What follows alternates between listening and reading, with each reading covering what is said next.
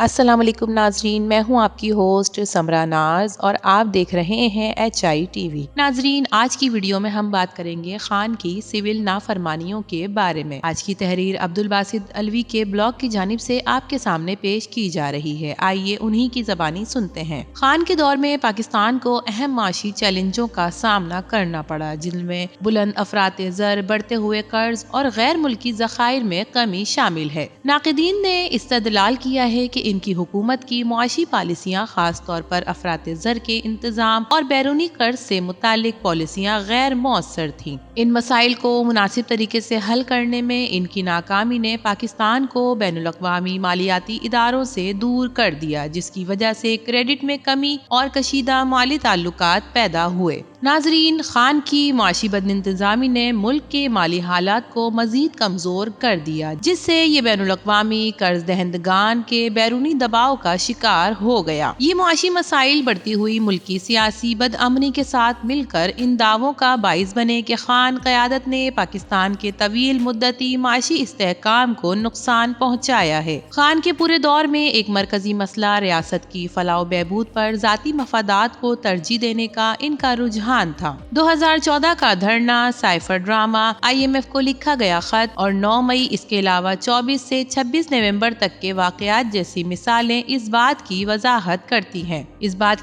کرتی ہیں کہ ان کے ذاتی مفادات نے قومی خدشات پر کس طرح سے فوقیت حاصل کی۔ ناظرین، حال ہی میں خان نے بیرون ملک مقیم پاکستانیوں پر زور دیا کہ وہ پاکستان کو بھیجی جانے والی ترسیلات زر روک دیں۔ اس سے یہ ہوگا کہ ملک کی معیشت، خارجہ تعلقات اور سیاسی ماحول پر ممکنہ اثرات کے بارے میں بحثوں کو مزید تقویت ملے گی۔ موجودہ حکومت پر دباؤ ڈالنے کے مقصد کے کیے گئے ان اقدامات نے ان طویل مدتی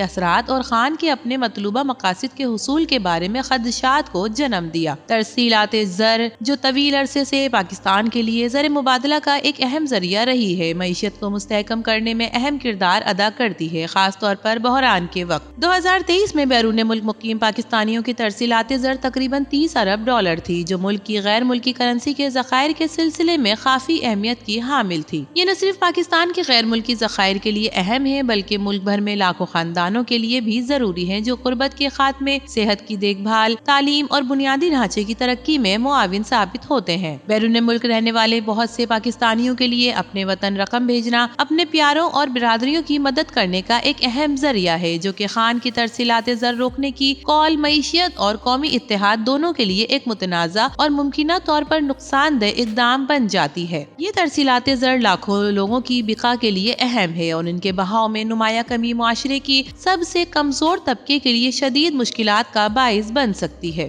اس تناظر میں خان کی قول کا بہت سے پاکستانیوں کی روزمرہ زندگیوں پر گہرا اثر پڑ سکتا ہے۔ عمران خان نے موجودہ حکومت پر دباؤ ڈالنے کی حکمت عملی کے طور پر ترسیلات زر روکنے کی اپنی مہم کو تیار کیا۔ بیرون ملک مقیم پاکستانیوں کی ترسیلات کو روکنے کی تاکید کر کے خان نے نہ صرف معاشی دباؤ ڈالنے کی کوشش کی، بلکہ ناقدین کا کہنا ہے کہ یہ اقدام معاشی اور سیاسی دونوں لحاظ سے الٹا اثر ڈال سکتا ہے۔ اگرچہ یہ حکومت کے لیے عارضی تکلیف کا باعث بن سکتا ہے، لیکن اس سے عام شہریوں کے لیے سنگین نتائج ہو سکتے ہیں، جو ترسیلات زر پر انحصار کرتے ہیں۔ مزید برآں، ترسیلات زر روکنا پاکستانی تارکین وطن اور ان کے آبائی ملک کے درمیان تعلقات کو نقصان پہنچا سکتا ہے اور ممکنہ طور پر ایک اہم حلقے کو الگ تھلگ کر کے رکھ سکتا ہے، جس سے طویل عرصے سے سیاسی اور معاشی طور پر خان کی پارٹی کی حمایت کی ہے۔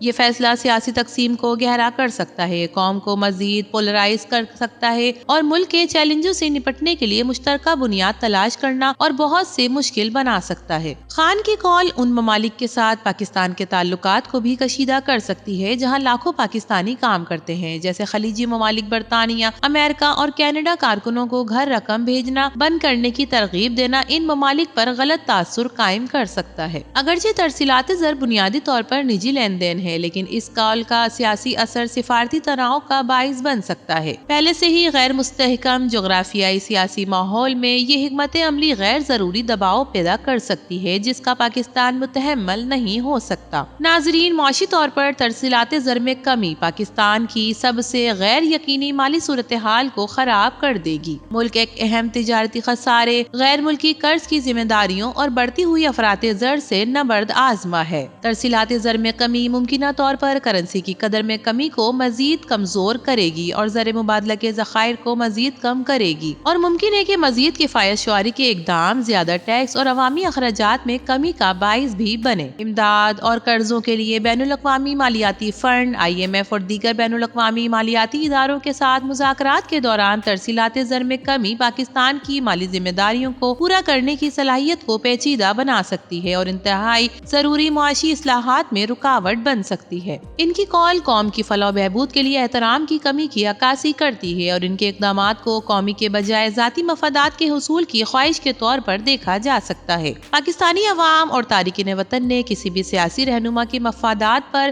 ملک کے مفادات کو ترجیح دیتے ہوئے اپنی وفاداری اور حب الوطنی کا مسلسل مظاہرہ کیا ہے۔ پاکستانی تارکین وطن نے سول نافرمانی کی اس کال سے لا تعلقی کا فی الفور اظہار کیا ہے اور اس سے ریاست مخالف کارروائی قرار دیا ہے۔ یہ جذبات 2024 میں پاکستان کو بھیجی جانے والی ترسیلات میں تقریباً 31% اضافے سے ظاہر ہوتے ہیں۔ جنوری سے نومبر 2024 تک بیرون ملک مقیم پاکستانیوں نے $21.5 بلین ملک میں بھیجے، جس میں سعودی عرب نے $7.29 بلین کا سب سے بڑا حصہ ڈالا، جو پچھلے سال کے مقابلے میں 38.7% زیادہ ہے۔ متحدہ عرب امارات سے پاکستانیوں نے $6.15 بلین بھیجے، جو گزشتہ سال کے مقابلے میں 55% زیادہ ہیں، جبکہ برطانیہ میں موجود افراد نے $4.31 بلین بھیجے۔ ناظرین، بیرون ملک مقیم پاکستانیوں نے یورپی یونین سے $3.61 بلین اور امریکہ سے $3.44 بلین کے پاکستانی کرنسی بھیجی۔ سعودی عرب اور متحدہ عرب امارات کے علاوہ خلیجی ممالک سے بھی تارکین وطن نے پاکستان کو $3.17 ارب کی ترسیلات زر فراہم کی ہیں۔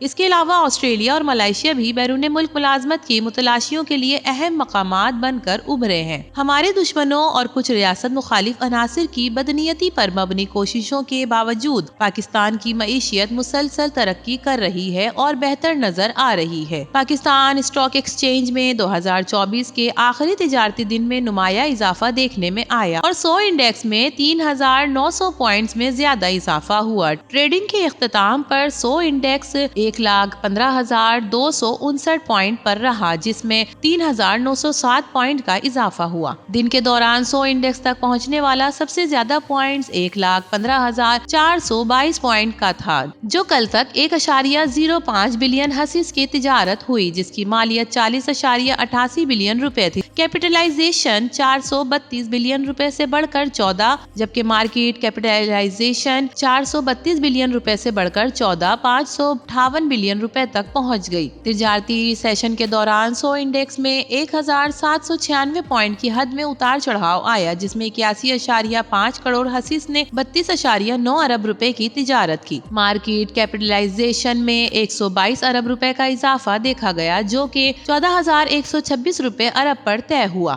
ناظرین، اقتصادی اور تجارتی کارکردگی یہ ظاہر کرتی ہے کہ سرمایہ کاروں کو حکومت اور آرمی چیف کی طرف سے معیشت کو بہتر بنانے اور ترقی کے لیے سازگار ماحول پیدا کرنے کے لیے کیے گئے اقدامات پر پختہ اعتماد ہے۔ پاکستانی تارکین وطن سول نافرمانی کی اس ملک دشمن کال کو مکمل طور پر مسترد کرتے ہوئے وفادار اور محب وطن ہونے کا ثبوت دے رہے ہیں۔ پاکستان کی عوام ان لوگوں کے خلاف متحد اور یک زبان ہیں جو ذاتی سیاسی فائدے کے لیے ملک کو کمزور کرنے کے در پہ ہیں۔ تو ناظرین، خان کی طرف سے کی گئی اس سول نافرمانی کے بارے میں آپ کی کیا رائے ہے؟ اپنی قیمتی رائے سے ضرور آگاہ کیجیے گا۔ ویڈیو پسند آئے تو اسے لائک کیجیے، HITV کو سبسکرائب کیجیے۔ تو پھر ملیں گے کسی اور نئی ویڈیو کے ساتھ، تب تک کے لیے اللہ حافظ۔